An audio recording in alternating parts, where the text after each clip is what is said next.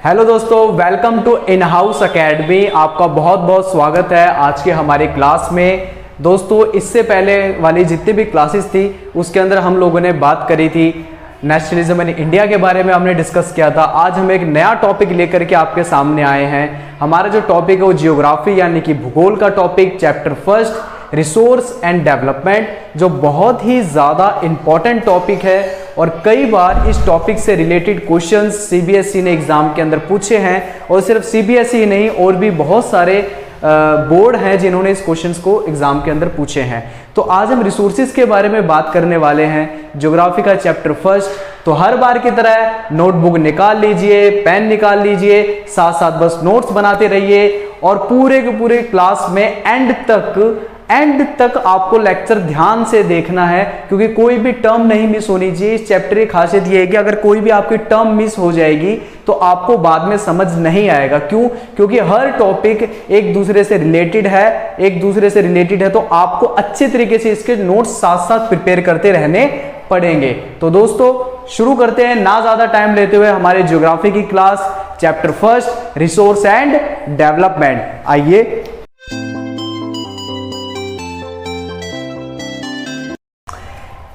resources, everything available in our nature or environment, everything available in our environment which can be used to satisfy our needs, provided it is a technological accessible, economical feasible and culturally acceptable, can be termed as a resource. आपको देखिए समझना पड़ेगा, हर वो चीज जो हमारे nature के अंदर अवेलेबल है, जो हमारे नेचर में मौजूद है, हमारे एनवायरनमेंट में मौजूद है, जिसको हम यूज टू सेटिस्फाई यानी कि जिसको हम अपने नीड्स को सेटिस्फाई करने के लिए यूज करते हैं, हमारे नीड्स को सेटिस्फाई करने के लिए जिसका हम इस्तेमाल करते हैं, provided it is a technologically accessible यानी कि उसको टेक्निकली हम एक्सेस कर सकें, उसको इकोनॉमिकल फिजिबल कर सकें, इसके अलावा कल्चरली उसको हम एक्सेप्ट कर सकें। इन सभी चीजों को हम क्या कहते हैं? इन सभी चीजों को हम रिसोर्सेज की कैटेगरी में शामिल करते हैं। देखो भाई, सर के ऊपर से क्या होगा मुझे पता है, सर आपने तो डेफिनेशन बस पढ़ करके समझा दी। बिल्कुल बच्चों, क्योंकि सबसे पहले हमको बुक के हिसाब से चलना है कि हमारी बुक, हमारी एनसीईआरटी हमें क्या कहती है। ये डेफिनेशन एनसीईआरटी के हिसाब से मैंने आपको बताई है। नाउ अब आपको क्या करना है, इजी शब्दों में मैं आपको समझाता हूं रिसोर्स के बारे में कि भाई रिसोर्स क्या है। इसको हम हिंदी में संसाधन कहते हैं।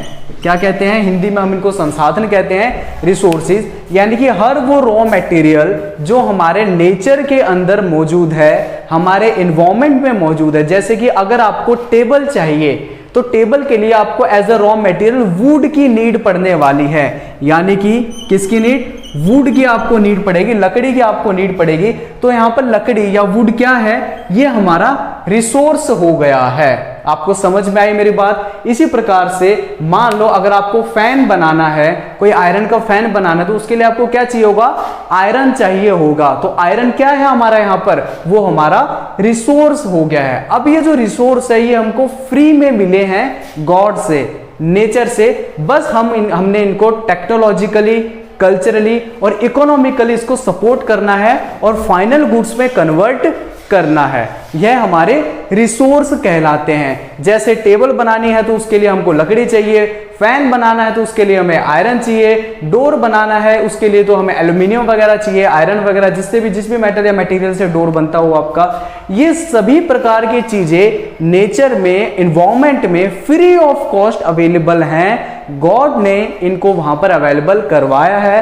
फर्क सिर्फ इतना है कि हमको मशीन्स के मीडियम से, टेक्नोलॉजी के मीडियम से इकोनॉमिकली सपोर्ट दे करके इसको इस्तेमाल करने के लायक इसको बनाना है। आपको आई होप ये समझ में आया होगा। आई होप गाइस आपको ये समझ में आया होगा। आपको इसको यूज करने के लिए बनाना है। ठीक है, आगे चले हम। अगला जो टॉपिक हमारा होने वाला है वो होगा टाइप्स ऑफ रिसोर्स, यानी कि कौन कौन से टाइप्स, कैसे कैसे रिसोर्सेज हमारे एनवायरनमेंट में अवेलेबल होते हैं। आपको समझ में आया दोस्तों? टाइप्स ऑफ रिसोर्सेज के बारे में कि कौन कौन से रिसोर्सेज कैसे कैसे हमारे इन्वायरमेंट में अवेलेबल होते हैं। तो अगला हमारा टॉपिक है टाइप्स ऑफ रिसोर्सेज।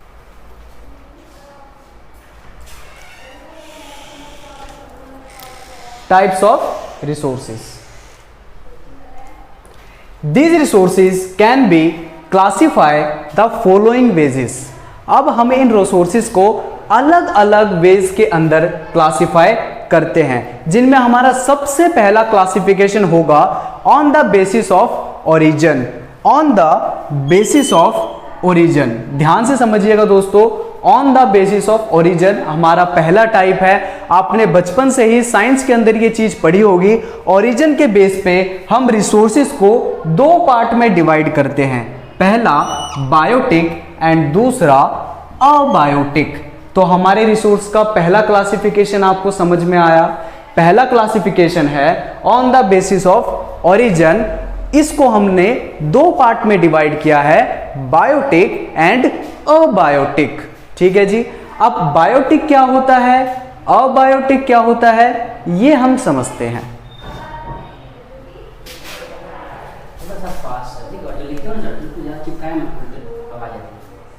अच्छा, biotic resources obtain from biosphere. Biotic resources obtained from biosphere and have life such as the human beings, flora and the fauna, fisheries, livestock। जो हमारा बायोटिक रिसोर्स है, इसका मतलब वह रिसोर्स जिसके अंदर प्राण हैं, या यूं कहूं जो लिविंग थिंग हैं। समझ रहे हैं आप मेरी बात? जो रिसोर्सेज लिविंग थिंग होते हैं उनको हम बायोटिक रिसोर्स के अंदर शामिल करते हैं, और जो रिसोर्सेज नॉन लिविंग थिंग होते हैं उनको हम अबायोटिक रिसोर्स के अंदर शामिल करते हैं। जैसे कि बायोटिक रिसोर्स के एग्जांपल्स आपके सामने हैं, flora, fauna, fisheries, livestocks. These are the examples of biotic resources. वह रिसोर्सेज जो लिविंग थिंग है उनको हम बायोटिक कहते हैं, और जो रिसोर्स नॉन लिविंग थिंग है उनको अबायोटिक कहते हैं। देखो कितना सिंपल है। अगला देखो, अबायोटिक, नॉन बायोटिक भी कह सकते हैं, अबायोटिक भी कह सकते हैं, कुछ भी इसको हम कह सकते हैं। Abiotic resource, for example rocks and metal, those resources which are compose non living thing are called abiotic resource. मैंने आपको पहले बताया था, वह रिसोर्स जो कि क्या है, नॉन लिविंग थिंग है, वह अबायोटिक रिसोर्स कहलाएगा, और जो लिविंग थिंग है वो बायोटिक रिसोर्स कहलाएगा। क्या एग्जांपल हो सकते हैं अबायोटिक रिसोर्स के? अबायोटिक रिसोर्स के एग्जांपल रॉक्स, मेटल्स, ठीक है, and many more. Rocks and metal, क्यों? क्योंकि ये नॉन लिविंग थिंग है, इसलिए हमने इनको अबायोटिक रिसोर्स के अंदर शामिल किया है, और जो लिविंग थिंग है उनको हमने बायोटिक रिसोर्स में शामिल किया है। बिल्कुल सिंपल है, कोई कंफ्यूजन वाली बात नहीं है, बिल्कुल एकदम इजी है, आपको समझना है बस। ठीक है जी, आगे चले। अगला जो हमारा क्लासिफिकेशन है वो है, अगला जो हमारा क्लासिफिकेशन है on the basis of exhaustibility. On the basis of exhaustibility, ध्यान से समझना बहुत ही जरूरी है ये। On the basis of exhaustibility, इसको हमने दो पार्ट के अंदर शामिल किया है, रिन्यूएबल एंड नॉन रिन्यूएबल। इससे पहले हम लोगों ने जिस रिसोर्स की बात करी थी उसको हमने बायोटिक और अबायोटिक में शामिल किया। अब जो अगला टाइप है यानी टाइप 2, इसको हम यानी कि on the basis of exhaustibility, on the basis of exhaustibility, इसको हम शामिल करेंगे renewable and non renewable resources के अंदर। देखो भाई, नाम से क्लियर हो रहा है, बहुत ही इजी है, बहुत ही इजी है। Renewable resource and non renewable resource. Renewable बना है रिन्यू से, एक वर्ड है रिन्यू, उससे बना है हमारा रिन्यूएबल। अब ये जो रिन्यू है वो क्या है, यहां से आपको समझना पड़ेगा। Renewable resource and non renewable resource. Renew का मतलब कोई भी रिसोर्स जो रिन्यू हो सके, यानी कि दोबारा से न्यू हो सके, रिन्यू हो सके, उसको हम रिन्यूएबल रिसोर्स कहते हैं। और नॉन रिन्यूएबल रिसोर्स कौन सा होता है? नॉन रिन्यूएबल रिसोर्स वह रिसोर्स होता है जो रिन्यू नहीं हो सके। सिंपल सी बात है, रिन्यूएबल रिसोर्स वह रिसोर्स जो रिन्यू हो सके, और नॉन रिन्यूएबल रिसोर्स वह रिसोर्स जो रिन्यू ना हो सके। इस प्रकार के रिसोर्सेज को हम लोग क्लासिफाई करते हैं रिन्यूएबल में और नॉन रिन्यूएबल रिसोर्सेज के अंदर। ठीक है जी मेरी बात। तो रिन्यू एंड नॉन रिन्यू के अंदर आपको क्लासिफिकेशन समझना पड़ेगा।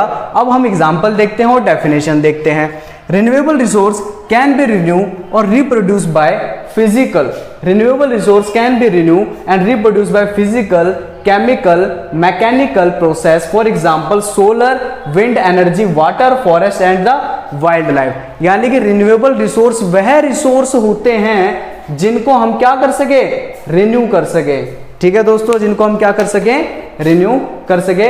इस प्रकार के रिसोर्स को हम रिन्यूएबल रिसोर्स कहते हैं। Reproduce by physical, chemical and mechanical process. किस प्रोसेस के माध्यम से, फिजिकल, केमिकल, मैकेनिकल, टेक्निकल, इन सभी प्रोसेस के मीडियम से हम अगर किसी रिसोर्स को अगर रिन्यू कर सकते हैं तो वह हमारा रिन्यूएबल रिसोर्स कहलाता है। आपको समझ में आया?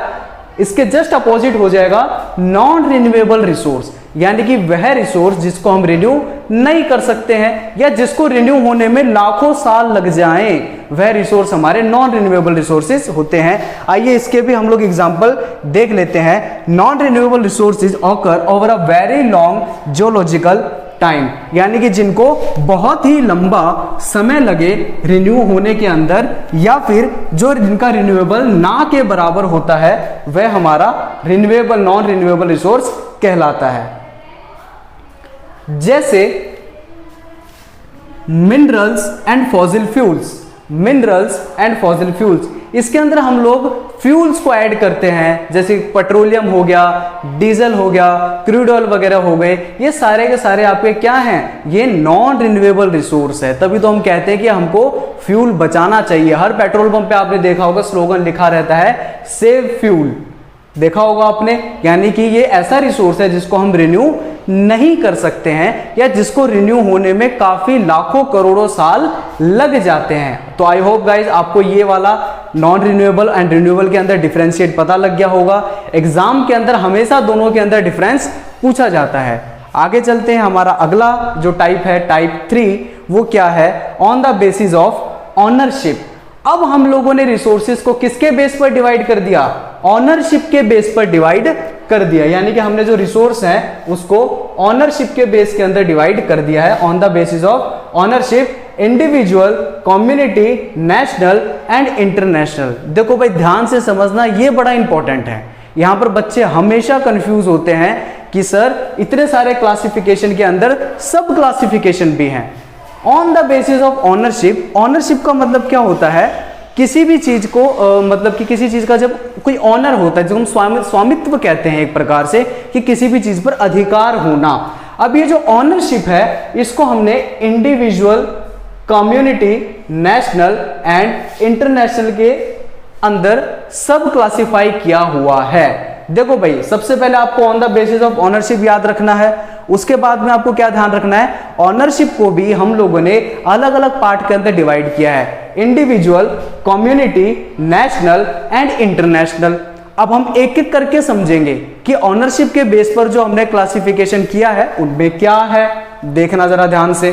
तो सबसे पहला आपके सामने है, individual resource are owned privately by individual. Example, many farmer on land which is allotted them by the government against the payment of the revenue, against the payment of the revenue।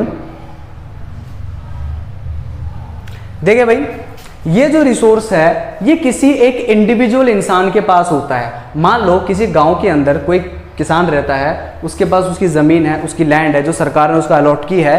कोई राम नाम का किसान है, अब राम को कोई जमीन allot कर दी है, उस पर खेती राम ही कर सकता है, राम के अलावा कोई नहीं कर सकता।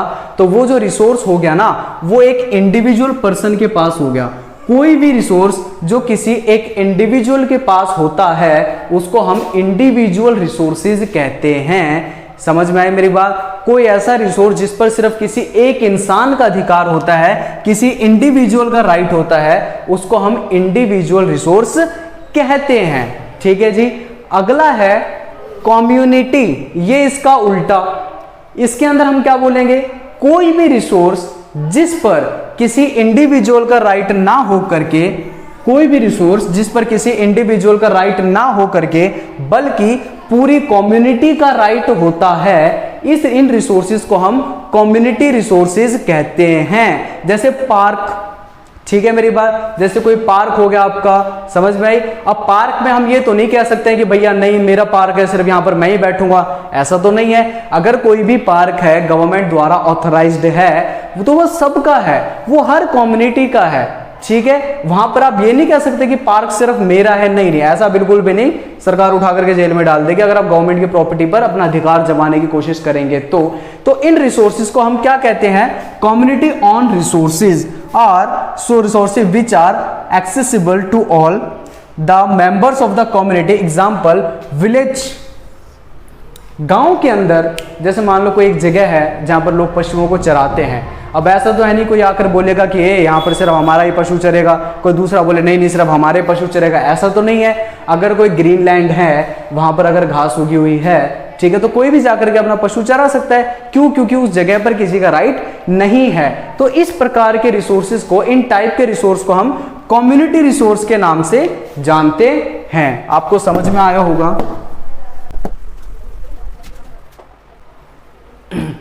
अगला जो टॉपिक आता है आपके सामने, कम्युनिटी रिसोर्स समझ में आ गया, इंडिविजुअल समझ में आ गया। इंडिविजुअल एक ऐसा रिसोर्स जिस पर किसी एक इंडिविजुअल का राइट हो। कम्युनिटी रिसोर्सेज वो रिसोर्सेज होते हैं जिन पर किसी एक का ना होकर के बल्कि पूरी कम्युनिटी का राइट होता है। अब हम बात करते हैं नेशनल रिसोर्सेज की, ठीक है। देखिए नेशनल रिसोर्स क्या होते हैं। National resource, all these resources belong to the nation. The country has a legal power to the acquire even the private property or the public good.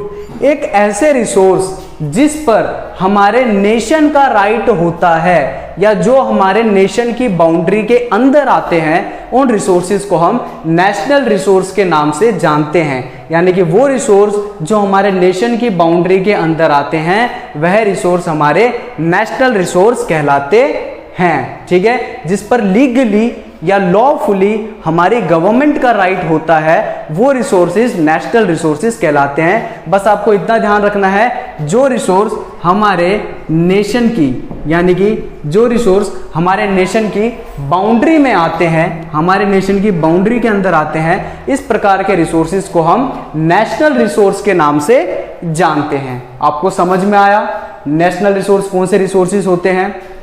अब देखो भाई एक और स्टेप आगे बढ़ाते हैं। पहले हमने इंडिविजुअल पढ़ा, फिर हमने कम्युनिटी पढ़ा, अब हमने नेशनल पढ़ा, अब हम इंटरनेशनल पढ़ेंगे। इंटरनेशनल में क्या है? International resources are those resources which are regularly some resources the oceanic resources beyond to the 200 kilometer of the exclusive economic zone belong to the open ocean and the individual. Individual country can utilize this without the concurrence of the international institution. International resource simple सी बात है, वह resources होते हैं जो हमारे ocean की 200 kilometre boundary के बाद आते हैं, या मैं यूं कहूं वह रिसोर्स जो हमारे नेशन की बाउंड्री से बाहर होते हैं वह रिसोर्स इंटरनेशनल रिसोर्स कहलाते हैं। आपको मेरी बात समझ में आई? जो रिसोर्स हमारे नेशन की बाउंड्री के बाहर होते हैं वो इंटरनेशनल रिसोर्स, जो बाउंड्री के अंदर होते हैं वो नेशनल रिसोर्स होते हैं। अब बाउंड्री के अंदर में भी कौन से रिसोर्स? एक वो रिसोर्स जिस पर सबका पूरी कम्युनिटी का राइट है वो कम्युनिटी रिसोर्सेज, और जिस पर इंडिविजुअल का राइट है वो इंडिविजुअल रिसोर्सेज। तो आपको समझ में आया दोस्तों आज का जो टॉपिक था। इसके अलावा हम रिसोर्सेज का चैप्टर अभी आगे बढ़ाएंगे, ये आज के हमारे टॉपिक का पार्ट फर्स्ट था। इसी तरीके से हम सेकंड पार्ट इसका नेक्स्ट क्लास के अंदर आपको समझाएंगे। तब तक आपको जितना भी हमने पढ़ाया है आज की क्लास के अंदर उसको रिवाइज करना है, अच्छे से उसके शॉर्ट नोट्स बनाने हैं, क्योंकि एक ना एक क्वेश्चन इसमें से जरूर पूछा जाता है। बाकी इसी तरीके से आप क्लासेस लेते रहिए रेगुलर।